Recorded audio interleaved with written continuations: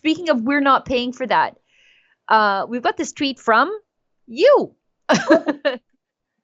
It says, if funding the woke lunatics at CBC wasn't bad enough, in 2023-2024, the Canadian taxpayers funded the BBC to the tune of over $1.6 million. What's the total budget of the BBC last year? Why do they need our money?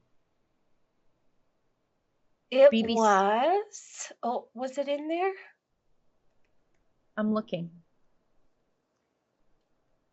Why do they need our money? That is a fabulous question, Sheila Gunn Reid. That is a fabulous question.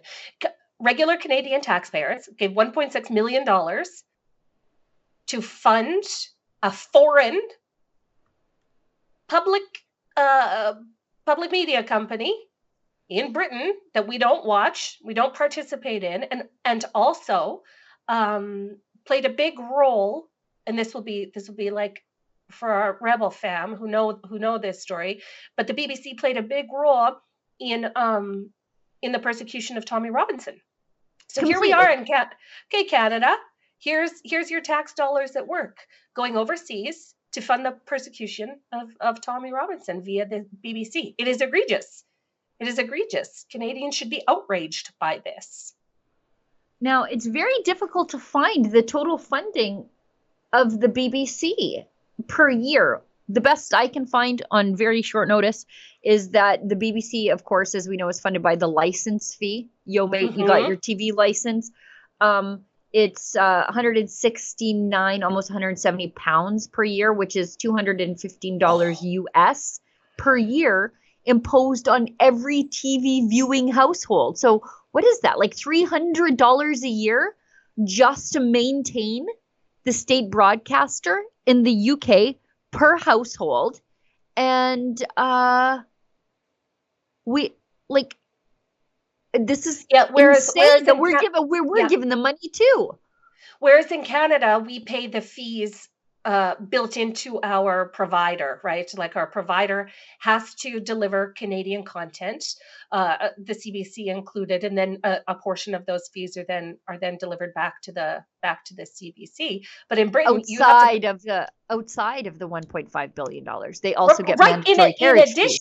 In addition to the $1.5 billion in public funding that the CBC gets. Yeah, but in Britain, you have to, you actually just get an invoice to your house. Hey, wanna watch Saturday morning cartoons? Pay us $200 for your TVs in your house. And that's been their funding mechanism since the birth of the BBC in the 1940s. And you can't get away from it. Now, there's more ways. Speaking of which, I thought this was interesting that somebody pulled up Politico. Tom Quiggin did. Ooh. He says, as it turns out, the government of Canada was also subsidizing Politico, so a U.S. news outlet, by buying outrageously priced subscriptions.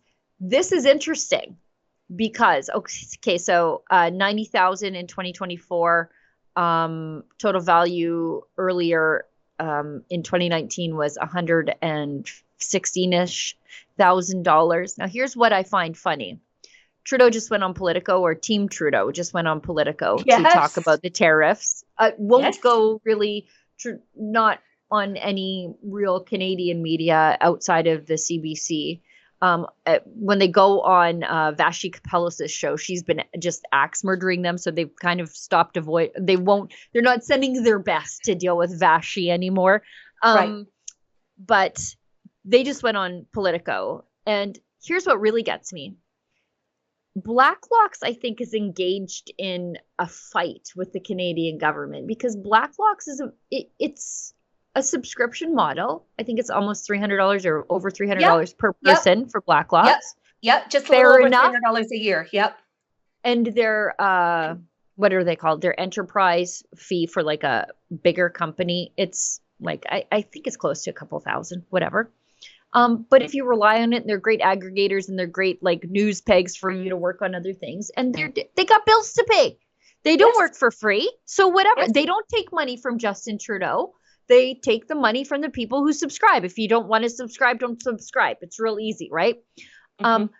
But they caught the federal government buying the single subscription fee, the personal fee subscription, to find out what Blacklock was saying about them, and then they passed that around government agencies. Oh, Ripping off Blacklocks. little Blacklocks while dumping money at Politico. Isn't that insane? Yeah. I mean, props to Blacklocks who really do amazing work keeping an eye on Ottawa in particular. They're all over. They're monitoring committee meetings. They are doing freedom of information requests, and what a fantastic find for them. But you know, Sheila, this is the thinking of the government of Canada. Well, if we gave Blacklocks $200,000, imagine how much they could damage us. Imagine how much they could damage us. But I mean, this just goes to show you how anti-Canadian and how anti-democracy our federal government actually is. I mean, good for Blacklocks. Well done them. I'm a huge fan of their work. Oh, me too. They do such great work, and I understand how terrible it is to sit through several hours, like a full day's worth of committee hearings where you're just having an out-of-body experience from the boredom. And then one exciting thing happens, and you have to be watching. Otherwise, you're not going to catch it. So you're just trying to pay attention while trying to do other things, and you're suffering. Like, you're suffering. This is some sort of scientific experiment on the torture. It's Gitmo stuff. It's about the resiliency of the human mind, and then all of a sudden you catch the one thing that you have to, and they do that every day. Mental waterboarding is what they do. And Sheila, make no mistake, they do that on purpose. You know why?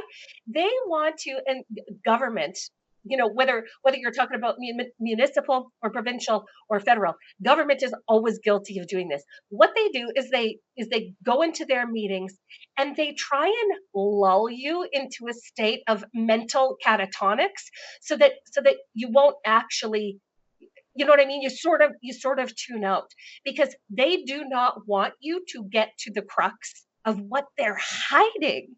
Like when we've watched Sheila, leaked Zoom calls from Gunn, right? All of the land acknowledgements and the announcements at the beginning, and all of the, self-flagellation that happens at the very beginning, 45 minutes of that kind of garbage is enough to make almost anybody tune out. They want you to tune out. So that you have to actually, it is a form of torture. You should consider taking that to the Canadian Human Rights Commission. I should. Oh, hi, it's Ezra Levant here in Toronto with an important message, because we need your help. Independent journalism in Canada is under attack. Government censors, big tech deplatformers, and the dying legacy media are all working together to maintain exclusive control on the information you receive. They don't want you to hear other voices like ours, and they really don't want you to be informed and to think for yourself. That's why the work we do here at Rebel News is so important. Our on-the-ground reporting, independent news shows, and special content you won't find anywhere else. It's all designed to give you trustworthy information and alternative viewpoints so you can decide for yourself.